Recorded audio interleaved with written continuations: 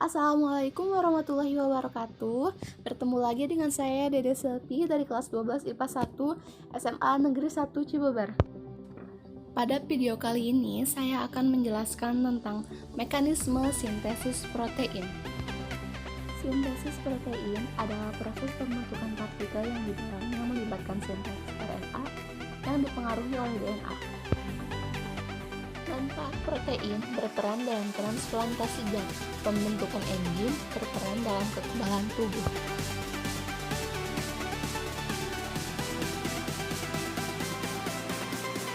Bagaimana proses terjadinya sintesis protein?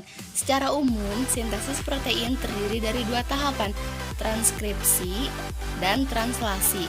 Transkripsi merupakan proses pembuatan salinan mRNA yang berasal dari DNA. Sedangkan translasi merupakan penerjemahan mRNA menjadi protein. Jadi, singkatnya, sintesis protein yaitu proses DNA menjadi mRNA, lalu mRNA menjadi protein. Proses yang pertama yaitu transkripsi. Transkripsi terjadi di dalam nukleus. Ada 3 tahapan yang terjadi dalam transkripsi, yaitu inisiasi, elongasi, dan terminasi. Saat terjadi proses transkripsi, DNA yang terkandung dalam nukleus akan dihampiri oleh RNA polimerase. Inisiasi terjadi saat RNA polimerase melekat pada daerah promotor gen. Pada saat itu, RNA polimerase akan membuka ikatan DNA dan akan mulai membentuk mRNA melalui cetakan DNA template. Poin yang harus diingat saat transkripsi adalah adenin pada DNA akan berpasangan dengan urasil pada mRNA. Timin pada DNA akan berpasangan dengan adenin pada mRNA. Guanin pada DNA akan berpasangan dengan sitosin pada mRNA. Sitosin pada DNA akan berpasangan dengan guanin pada mRNA. Kemudian, RNA polimerase akan mengarahkan pembacaan dari arah 5 ke arah 3. Proses ini dinamakan elongasi. Transkripsi akan berakhir saat RNA polimerase sampai pada daerah terminator. mRNA yang telah terbentuk mengandung urutan 13 nitrogen yang dikenal dengan kodon. mRNA akan meninggalkan nukleus melalui pori-pori nukleus menuju sitoplasma untuk memulai translasi. Setelah menyelesaikan tahap transkripsi, mRNA yang berada di nukleus akan berpindah ke sitoplasma yang merupakan tempat ditemukan ribosom. Hal ini dilakukan untuk melanjutkan tahap translasi. mRNA ini berperan sebagai cetakan untuk pembuatan protein. Sebagaimana kita ketahui, mRNA mengandung urutan 3 jenis basa nitrogen yang disebut kodon.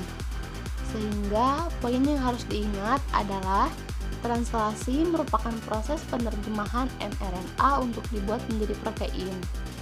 Hal yang harus diingat dalam translasi adalah firing rules atau aturan memasangkan basa nitrogen pada translasi. A pada mRNA akan berikatan dengan U pada tRNA. U pada mRNA akan berikatan dengan A pada tRNA. G pada mRNA akan berikatan dengan C pada tRNA. C pada mRNA akan berikatan dengan G pada tRNA. Sama halnya dengan transkripsi, translasi juga memiliki 3 tahapan, yaitu inisiasi, elongasi, dan terminasi. Tahap inisiasi dimulai saat ribosom subunit kecil terikat pada mRNA. Ribosom subunit kecil ini akan bergerak dari arah 5 ke arah 3.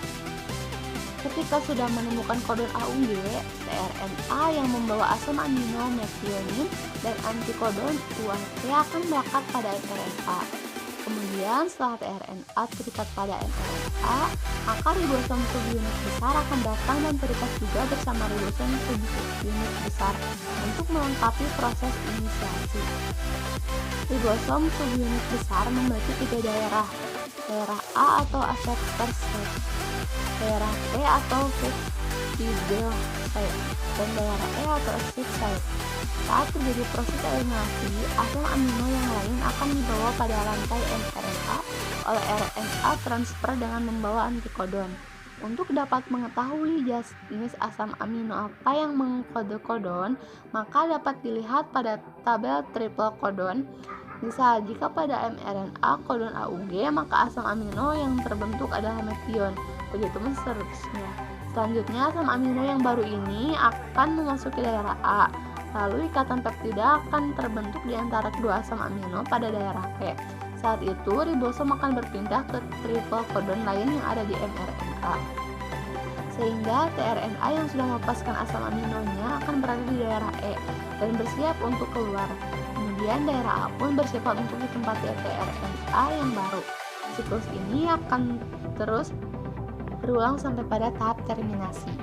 Terminasi terjadi ketika salah satu dari 3 stop codon berada di daerah C. Codon ini dikenali oleh protein yang dikenal sebagai release factor. Saat RNA memasuki daerah A, secara otomatis polipeptida akan dirilis dari ribosom dan ribosom akan terpisah dan bersiap untuk melakukan translasi yang baru. Nah, polipeptida inilah yang dikenal sebagai protein. Terima kasih. Terima kasih. Mohon maaf apabila ada kesalahan. Wassalamualaikum warahmatullahi wabarakatuh.